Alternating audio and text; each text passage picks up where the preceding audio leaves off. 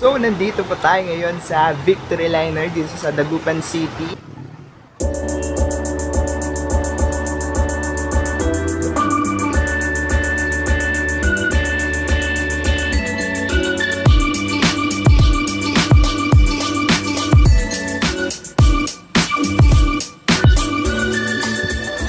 So yun, panibagong araw at panibagong vlog na naman. So good morning sa inyong lahat at nandito na nga tayo sa terminal ng Victory Liner at kakarating lang namin 6:15 in the morning at kasama ko nga pala si Chan.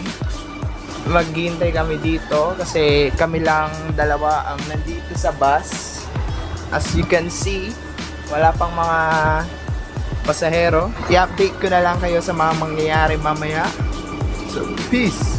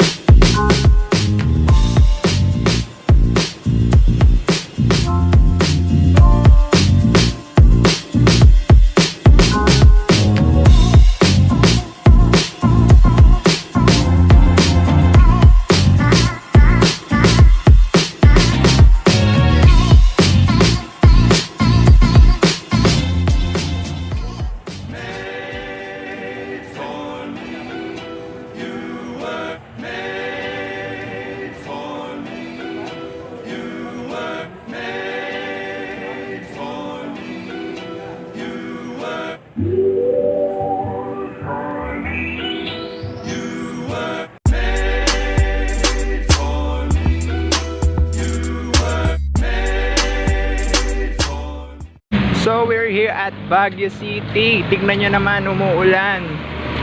Papunta na po tayo sa Tamawan Village para pumasyal doon. Naglalakad kami kasi dyan kami binaba ng jeep. Hanggang doon lang daw yung jeep kaya maglalakad kami. Tingnan nyo yung ano. Grabing fog.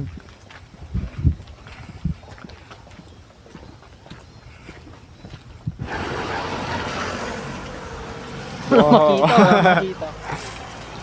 Let's go to Tamawan Village. Our first anong Place tawag? to visit Our first place to visit here in here in Baguio. Baguio City. Oh shit. Update guys, nandito na kami sa Tamawan Village at natatanaw ko na yung view, yung mga mural nila at saka yung mural ng Biskag, Pangasinan. Ba yan ba? Ako pa tayo sila. Hindi doon.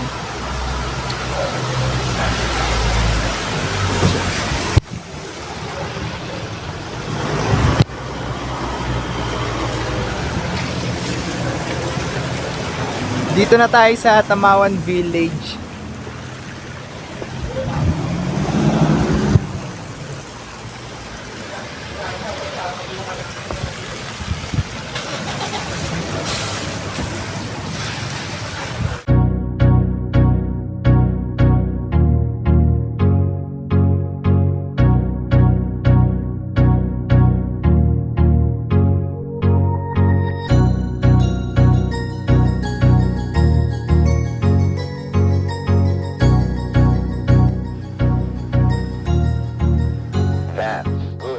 Dito na tayo ngayon sa view deck ng Tamawan Village.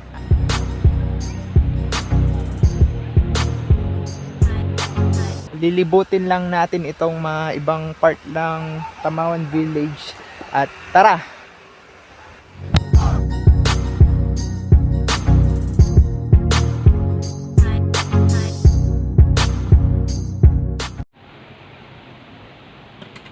Ano boss?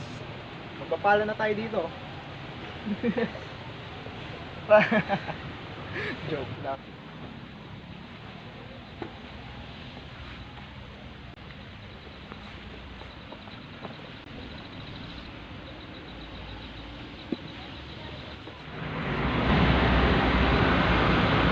Kapit. Ako si Danin Garan at nandito tayo sa Born to be Wild. Born to be Wild. Guys, alam nyo ba na ang uri ng spider na to ay isang invisible spider? Kasi kung mapapansin nyo, pagka i-close up nyo siya, hindi nyo talaga siya makikita. Kasi yun yung kumbaga defense mechanism niya. Pag may dumadang tao, nawawala siya. Pero pag wala ka na, tsaka lang siya lalabas. Invisible spider. Pag may dumadang tao, nawawala siya. Pero pag wala ka na, tsaka lang siya lalabas. Invisible spider. Okay, so guys, may bago na naman tayong nadiskubre. Alam nyo ba na ang inyong mga kaibigang plastic ay may pakinabang pala dito sa Tamawan?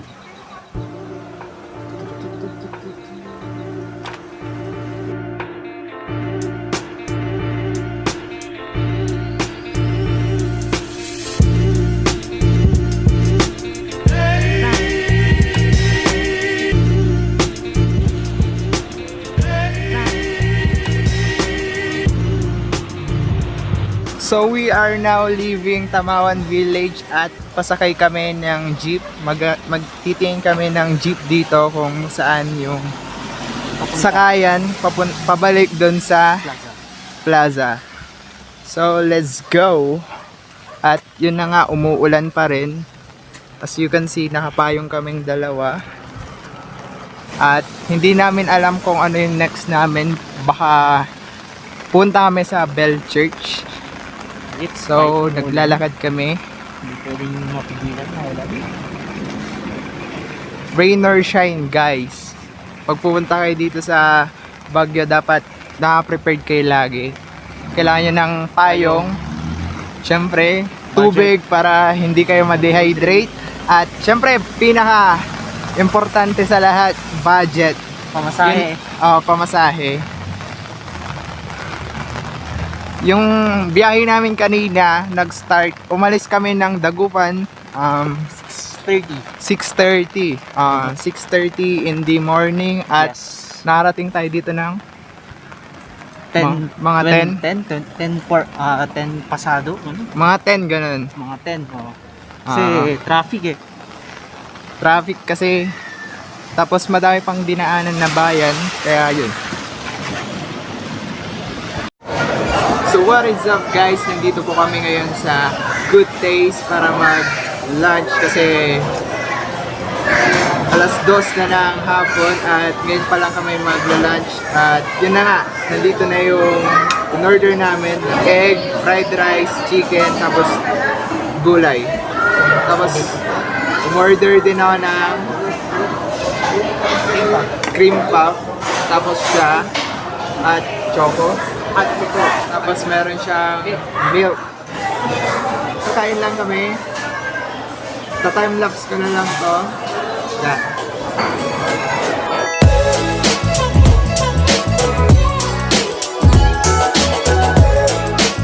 We're here at Baguio City at nandito tayo sa Botanical Garden kung saan makikita ang mga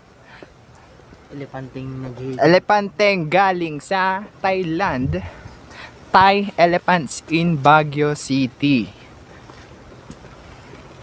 So ipapakita ko po sa inyo yung mga elepante sa Baguio City. In commemoration of the 70th anniversary of diplomatic relations between the Republic of the Philippines and the Kingdom of Thailand. Interview naman natin dito ang kaibigan nating elepante. Yan. Di siya kita sa screen. Yan. So, kumusta naman ang Baguio? Ano yung sound na elephant?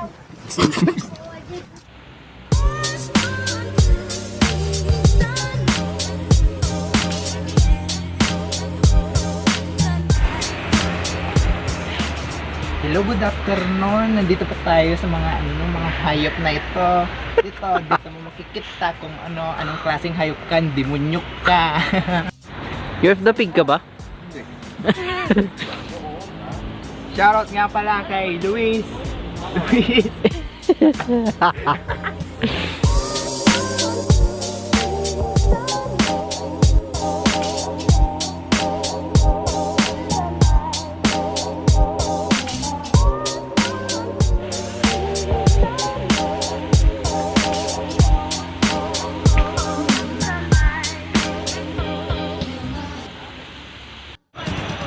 Oh, Dato Itim. Anong nangyari sa inyong kamay?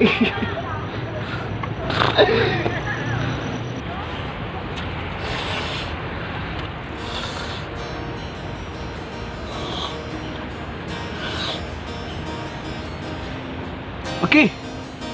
Bubatal ay panarutod sika.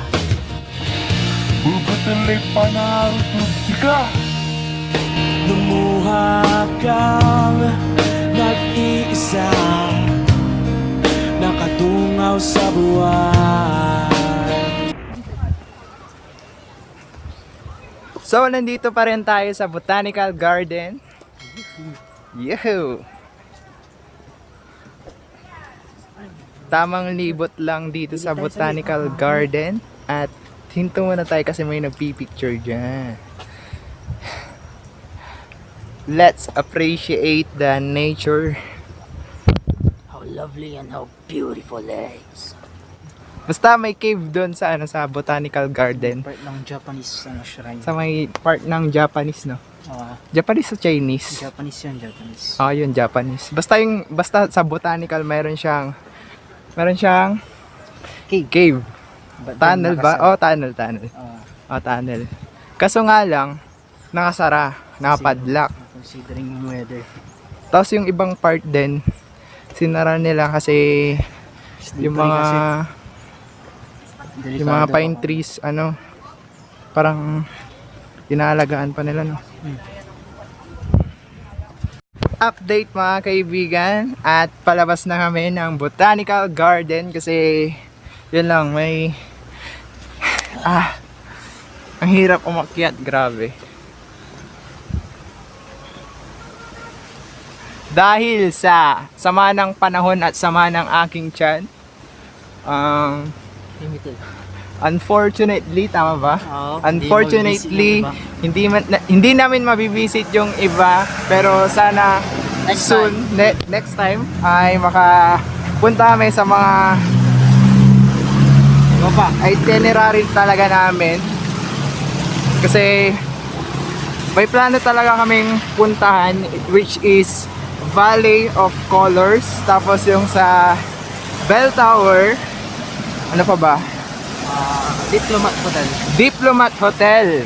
Yun pa yung isa sa mga gusto namin puntahan, kaso grabe yung weather dito. Umuulan. Tapos mahirap yung yung pagsakay ng jeep. So yun, naglalakad kami dito sa hindi ko alam kung sa anong street to.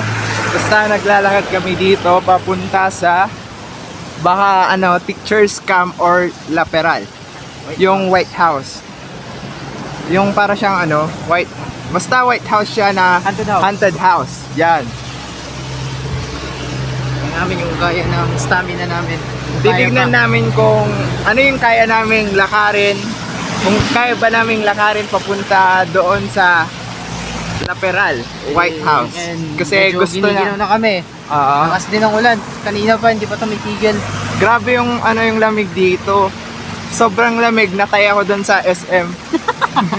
Disclaimer lang sa mga kumakain dyan, ba kumakain kayo habang nanonood ng vlog ko. Pasensya na. Talagang sumama lang talaga yung tiyan ko. Ano yan? Residences? Resident. So, tatawid tayo dito. Kasi, Kaya sa kabila yung lateral. dyan na part. Perfect.